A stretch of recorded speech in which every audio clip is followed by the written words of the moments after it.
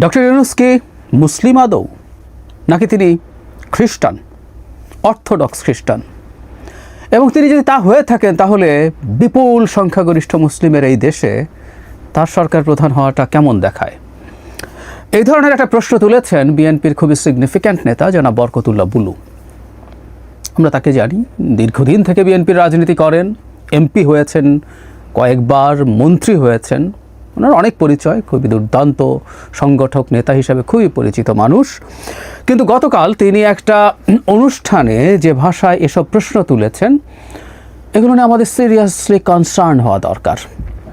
শেখ হাসিনা পতন পরবর্তী সময়ে আমরা আমাদের রাজনৈতিক পরিমণ্ডলটা কেমন হবে, রাজনৈতিক প্রতিযোগিতা, বাকবিতণ্ডা, ইভেন ঝগড়াঝাটিও আমরা কতটুকু পর্যায় পর্যন্ত নেব, ওটার পরিসীমা কতটুকু, রেড লাইনটা কোথায়, এই আলাপগুলো আমার মনে হয় করা খুবই জরুরি। সেই কারণে এই বক্তব্যটা আমার কাছে খুবই সিগনিফিক্যান্ট বলে মনে হয়। এটা নিয়ে একটু অন্তত আমাদের আলোচনা করে রাখা দরকার।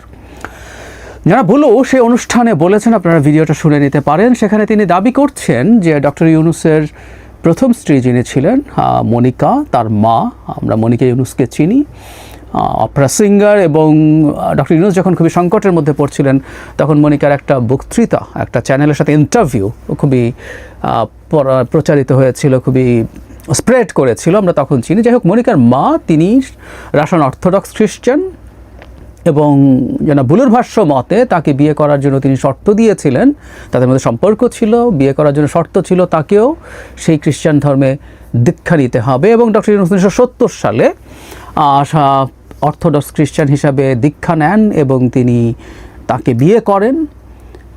এখন তিনি এই প্রশ্ন তুলছেন যে এরপর তিনি আবার মুসলিম হয়েছে কিনা। মানে হচ্ছে যদি না হয়ে থাকেন তাহলে তিনি এখনও খ্রিস্টান আছেন, এবং আমাদের এই রকম ব্রুট মেজরিটি যেখানে মুসলিম সেখানে তিনি দায়িত্বে থাকতে পারেন কিনা, এই ধরনের একটা প্রশ্ন। এবং খুবই অবিশ্বাস্য একটা মন্তব্য তিনি করেছেন। তিনি এই ব্যাপারে খোঁজ খবর নেওয়ার জন্য জনাব নাহিদ ইসলাম, এনসিপি প্রধান এবং জামায়াত প্রধান ডাক্তার শফিককে অনুরোধ করছেন, এবং ডাক্তার শফিককে আল্লাহর অলি বলছেন। এটাও খুবই ইন্টারেস্টিং ব্যাপার, আল্লাহর অলি বলে ফেলছেন তিনি, এতটাই প্রতিষ্ঠিত।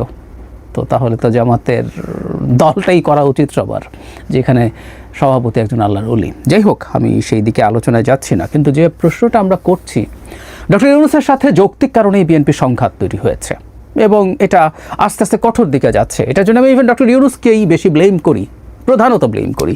এটা নিয়ে আমার যথেষ্ট আলাপ আছে, কথাবার্তা আছে। তার সরকার বিএনপির প্রতি বিমাতা সুলভ আচরণ করছে, তার সরকার একটা দলকে সমর্থন করছে, তার সরকার বিএনপির ডিসেম্বরের মধ্যে নির্বাচনের যৌক্তিক দাবিকে যুক্তি দিয়ে ফাইট করছেন। আজ পর্যন্ত আমরা জানি না কেন নির্বাচন ডিসেম্বরে করা যাবে না, এরকম অনেক কিছু। এবং তাদের এই সরকারের অনেক আচরণ দেখে এটা মনে হতেই পারে তারা তাদের সরকারটাকে as much as possible lengthy করতে চায়। এটা mid of next year, June next ইয়ারও না, আরও বেশি তারা এটাকে নিয়ে যেতে চায়। এগুলো মানার যথেষ্ট কারণ আছে। এবং সাম্প্রতিক বেশ কিছু আচরণে তিনি, বিশেষ করে টোকিওতে গিয়ে তিনি যেভাবে বিএনপিকে ব্লেম করেছেন, এগুলো খুবই দৃষ্টিকটু হয়েছে। এবং এমন তথ্য দিয়ে ব্লেম করেছেন যেটা সঠিক তথ্য নয়, এটা ডিসইনফরমেশন। সব ঠিক আছে, সো বিএনপির সাথে তার এক ধরনের টাফ সম্পর্ক তৈরি হয়েছে, তার সাথে বিএনপি টাফভাবে কথা বলতেও পারে, সবই ঠিক আছে, এমনকি তার উপরে চাপ প্রয়োগ করার চেষ্টা করতে পারে। কিন্তু এমন সব কথা এখানে আনা হচ্ছে, এমন সব কথা দিয়ে আক্রমণ করা হচ্ছে, আমি মনে করি বাংলাদেশে ভবিষ্যতে এই ধরনের কথার কোনো স্পেস থাকা উচিত না, কোনো স্পেস থাকা উচিত না। বাংলাদেশের মতো একটা ব্রুট মেজরিটি যেখানে মুসলিম, সেখানে যদি তাত্ত্বিকভাবে বলছি ধর্মীয় বা এথনিক সংখ্যালঘু কোনো মানুষ কোনো দিন সরকার প্রধান হয়, ওটা এই দেশের গণতন্ত্রের শক্তিকে ইন্ডিকেট করবে, আমি মনে করি। এটা আরও পজিটিভ বলে আমি সেদিন মনে করব। সুতরাং এর মধ্যে সমস্যার কিছু নাই। আর কোনো একজন মানুষের এই ধরনের ব্যক্তিগত বিষয়, সেটা যথেষ্ট তথ্য প্রমাণ উপস্থাপন না করে বলা, আর থাকলেও এগুলো আমাদের পলিটিক্যাল স্ফিয়ারে আলোচনার বিষয়ই না। অ্যাড হোমিনাম বলে ব্যক্তিগত আক্রমণ করা, এটা লজিক্যাল ফেয়ালেসি। যখন যুক্তি থাকে না তখন কাউকে আক্রমণের জন্য আমরা এই ধরনের ব্যক্তিগত আক্রমণ করি। কারণ ওনার এইটার সাথে, এটা সত্য কি মিথ্যা, এটার সাথে তিনি যা করছেন সেটাকে ফাইট করার কোনো সম্পর্ক নাই। উনি যদি সাচ্চা মুসলমানও হন, উনি যদি জামায়াতের আমিরের মতো আল্লাহর ওলিও হন, উনি যদি ভুল করে থাকেন, জামায়াতের আমির যদি আল্লাহর ওলিও হয়ে থাকেন, জনাব বুলুর ভাষ্য মতে, ওনার বক্তব্যে ভুল নিয়ে আমরা আলোচনা করি, আমি করেছি, সোশ্যাল মিডিয়াতে আলোচনা আছে, প্রচুর আছে। সুতরাং কে কী ব্যাকগ্রাউন্ডে সেটা না, ডক্টর ইউনূস কী করছেন সেটা তার কর্মকাণ্ড কাজ দিয়েই ফাইট করতে হবে। এই ধরনের বিষয় বাংলাদেশের রাজনীতিতে ভবিষ্যতে রেড লাইন হিসাবে থাকা উচিত। এই রেড লাইন কেউ ক্রস করবেন না। আমি মনে করি বিএনপির কখনো কখনো আমরা দেখছি, কোনো জায়গায় দেখছি, কোনো নেতার মধ্যে এক ধরনের ইনটলারেন্স তৈরি হচ্ছে। এই ইনটলারেন্সের কারণে কেউ এমন কথা বলছেন যেটা বলা একেবারেই অন্যায়, কেউ মেজাজ হারাচ্ছেন, কখনো রিপোর্টারের উপরে, কখনো সহ আলোচকের উপরে। এই জিনিসগুলো না হওয়া ভালো, বিশেষ করে সেই দলটার ক্ষেত্রে যে দলটা ক্ষমতায় যাওয়ার সম্ভাবনা প্রায় না বলে আমি একদম শতভাগই বলে দিই।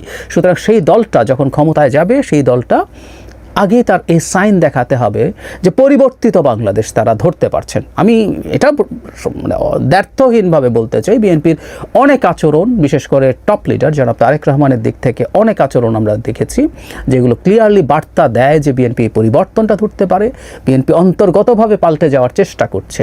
কিন্তু দীর্ঘদিন ধরে বিএনপিতে যে নেতারা ছিলেন, যারা আগে এক ধরনের রাজনীতি করে গেছেন, সেই রাজনীতিটা যে আর চলবে না, এই ব্যাপারটা সম্ভবত অনেকে ধরে উঠতে পারেননি।